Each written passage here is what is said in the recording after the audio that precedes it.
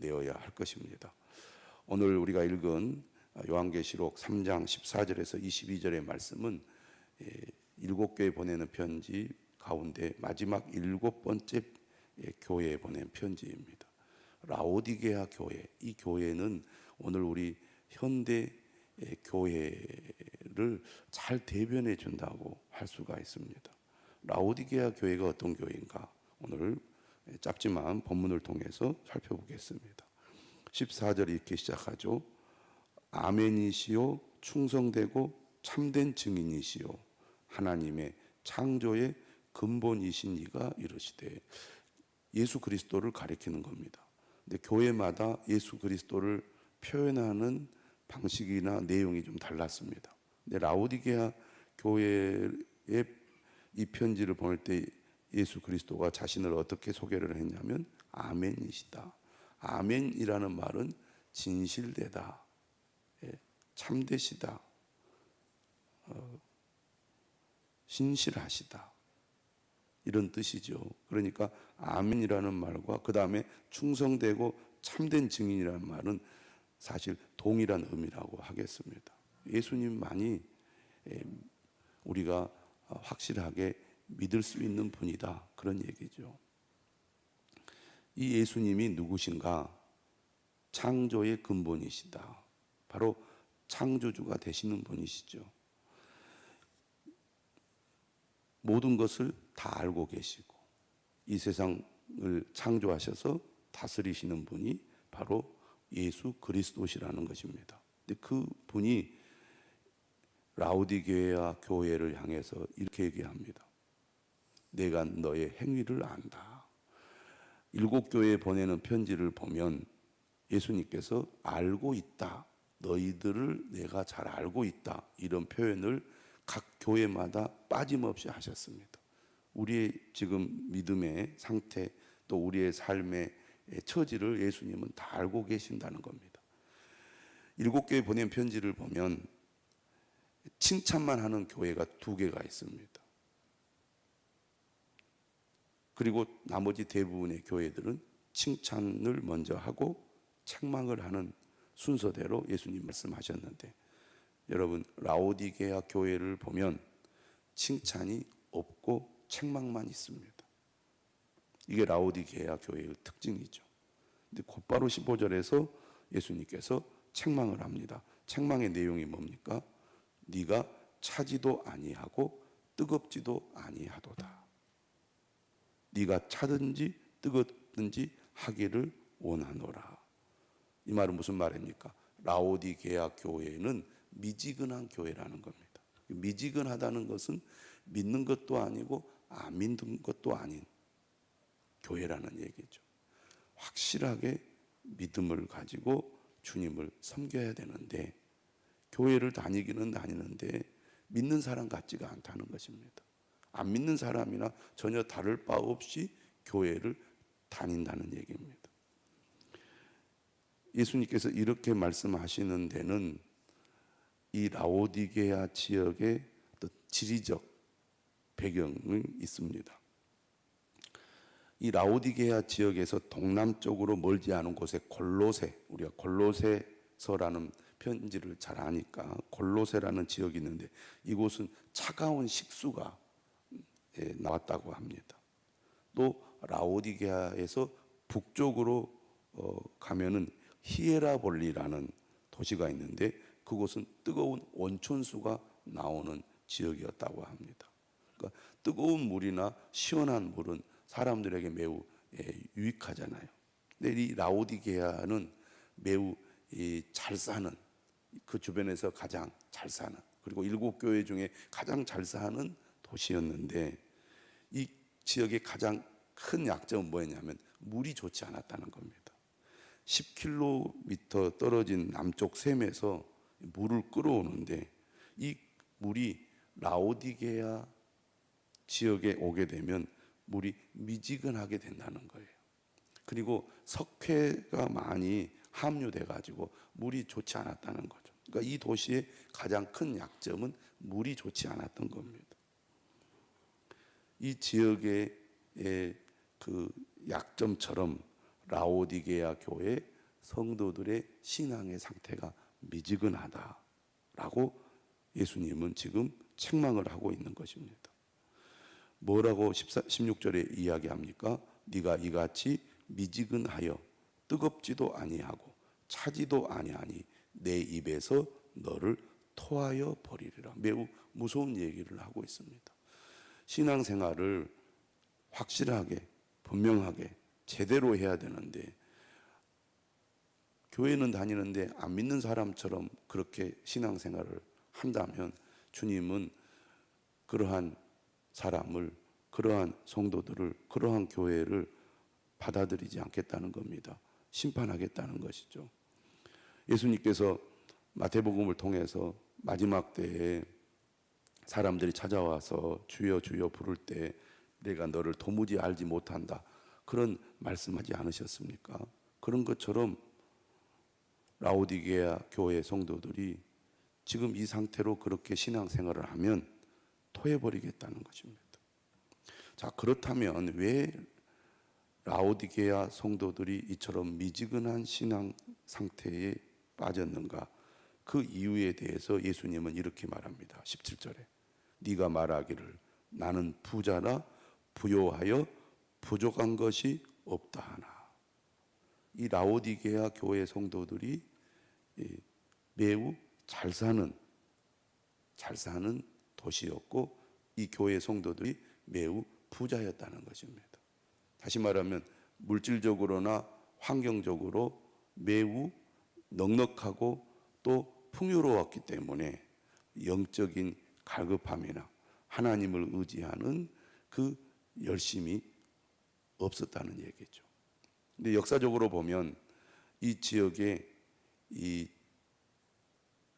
지진이 일어났는데 지진이 일어났음에도 불구하고 로마 제국의 도움을 받지 않고 스스로 이 지진을 극복한 도시라고 합니다. 그 정도로 이제 돈이 많았던 거죠.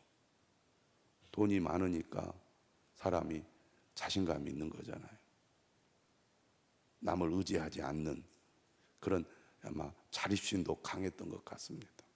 그런데 그러다 보니 신앙생활에 있어서도 나는 부족한 것이 없습니다. 내 스스로 모든 것을 다 해결할 수 있습니다. 굳이 내가 하나님께 예배하거나 기도하거나 열심을 낼 이유를 모르겠습니다. 이런 생각을 가지고 있었던 것입니다. 오늘날에도 누가 하나님을 찾고 하나님을 의지합니까? 고난 가운데 있는 사람입니다. 고통 가운데 있는 사람이죠. 그런데 모든 것이 다 좋은 상태에 있으면 하나님을 잘 찾지 않게 되어 있습니다. 믿음이 없는 사람이 믿음의 길로 들어오는 그 가장 큰 이유 중에 하나가 삶의 문제가 생겼을 때죠. 믿지 않는데 삶이 여유가 있고 모든 것이 풍족하다, 절대로 교회 안 나옵니다. 문제는 신앙생활을 하는 사람이죠. 어려움 가운데서 주님을 찾았다가 믿음의 삶을 살아가는 가운데 하나님의 은혜로 모든 것이 다 좋아졌을 때, 둘 중에 하나입니다. 열심을 계속해서 내는 사람이 있는가 하면 신앙이 점점 약해져서 주님을 멀리하는 사람, 둘 중에 하나로 이렇게 나뉘어지게 되어 있습니다. 겸손한 사람, 모든 것이 하나님의 의뢰인 줄 아는 사람은 하나님이 내게 복을 주셨을 때 그 복을 가지고 하나님의 나라와 영광을 위해서 헌신하면서 더 열심히 주님을 섬기는 사람이 있는가 하면 내 문제가 해결됐고 내 삶이 평안하니 이제 더 이상 내가 주님을 열심히 찾을 이유가 없다고 하면서 세상으로 나아가는 이 두 갈래로 나뉘어진다는 겁니다. 근데 지금 라오디게아 교회가 그런 교회라는 얘기죠. 그런데 여기에 대해서 예수님 뭐라고 얘기합니까? 17절에 이렇게 말합니다. 너의 공고한 것과 가련한 것과 가난한 것과 눈먼 것과 벌거벗은 것을 알지 못하는도다. 물질적으로는, 환경적으로는 지금 좋은 조건 속에서 잘 살고 있는지는 모르겠지만 영적으로 볼 때는 오히려 너희가 가난하고 궁핍한 상태에 있다. 그거를 너희가 알지 못하고 있다고 말하는 겁니다. 자신의 영적인 상태가 어떤지를 모르고 있다는 것이 예수님의 진단이죠. 이 라오디게아라는 이 도시는 무엇 때문에 이렇게 부유한 도시가 됐는가? 여러 가지가, 첫째는 금융산업이 발달했다고 합니다. 금은을 많이 이렇게 보유하고 그걸 많이 거래했던 것 같습니다. 두 번째는 의류업이 발달했어요. 그래서 양털로 만든 검은 옷과 카펫을 아주 잘 만들어 가지고 전 세계에 수출을 했다고 합니다. 또 안과 대학이 있어가지고, 아니 의과 대학이 있어가지고 의학이 많이 발달했는데 그 중에서 특별히 그 안약을 잘 만들었다고 그래요. 그래서 그런 표현을 지금 17절에 하고 있습니다. 너희들이 금융업이 발달해서 부자라고 주장을 하는데 오히려 영적으로 볼 때는 너희들이 정말 가난하다, 궁핍하다 이렇게 얘기하고 있고, 너희들이 의류 산업이 발달해서 아주 좋은 옷들을 많이 만들고 입고 판다고 하지만 오히려 너희들이 영적으로 볼 때는 벌거벗었다. 안약을 잘 만들어서 눈을 잘 치료하는 그런 도시인지 모르겠지만 영적으로 볼 때는 오히려 너희들의 눈이 멀었다라고 말합니다. 오늘 우리는 이 17절의 주님의 말씀을 무겁게 받아들여야 되겠습니다. 혹시 주님을 믿는다고 하면서도 미지근하여 뜨겁지도 않고 차지도 않는 그런 신앙의 상태에 있지 않는지, 내가 지금 누리고 있는 나의 삶의 형편이나 여건이 부족함이 없어서 그것 때문에 우리가 영적으로 오히려 공고하고 눈멀고 벌거벗은 상태가 아닌지를 여러분들이 생각해야 되겠습니다. 오늘 18절 이하에서 예수님 뭐라고 말하느냐? 이런 라오디게아 교회를 향하여 회개를 촉구하면서 그들이 주님과 바른 관계 속에 들어오기를 간절히 바라고 있다는 겁니다. 어떻게 보면 너희는 더 이상 희망이 없어. 나 너희에게 관심 가지지 않을 거야. 너희들이 망하든지 말든지 나는 몰라. 이러지 않고 오히려 이 큰 문제를 가지고 있는 라오디게아 교회를 향하여 너희들이 정말 지금이라도 정신을 바짝 차리고 바른 믿음으로 돌아오기를 간절히 바란다고 말씀하고 있습니다. 이게 주님의 마음인 거죠. 오늘 우리를 향해서 이런 애정을 가지고 간곡하게 요청하고 촉구하는 이 주님의 말씀을 우리 모두 들어야 할 것입니다. 그래서 18절에 이렇게 권합니다. 내게서 불로 연단한 금을 사서 부요하게 하고. 불로 연단한 금이라는 것은 우리가 시련을 통해서 정련된 순수하고 참된 믿음을 가리킵니다. 그러니까 편한 환경에서 편하게 신앙생활 해가지고는 우리의 믿음이 순수하고 참된 믿음으로 세워지기가 어렵습니다. 여러 가지 어려운 여건 또 많은 문제 가운데서 정말 믿음으로 인내하고 믿음으로 정말 하나님을 의지하는 가운데 우리의 믿음이 깨끗하고 또 참된 믿음으로 세워지는 것이죠. 흰옷을 사서 입어 벌거벗은 수치를 보이지 않게 하라. 검정옷이 유명하다고 그랬잖아요. 근데 흰옷이라는 것은 죄를 회개하고 거룩한 삶을 살라는 의미입니다. 오직 예수 그리스도로 우리가 의의 옷을 입을 때 하나님 앞에 거룩한 자가 되잖아요. 내 노력으로 내 열심으로 우리가 주님 앞에 의롭다함을 받을 수 없다는 것을 우리는 잘 압니다. 오직 예수 그리스도로 말미암아 우리가 의롭다함을 얻는 것이죠. 주님, 나는 아무것도 아닙니다.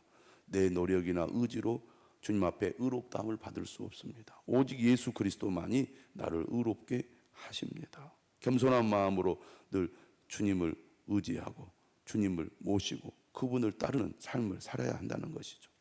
안약을 사서 눈에 발라보게 하라. 자신의 영적인 상태를 분별할 수 있는 영적인 눈이 열려야 한다는 것입니다. 나는 잘하고 있어. 이 정도면 내가 잘하는 거지.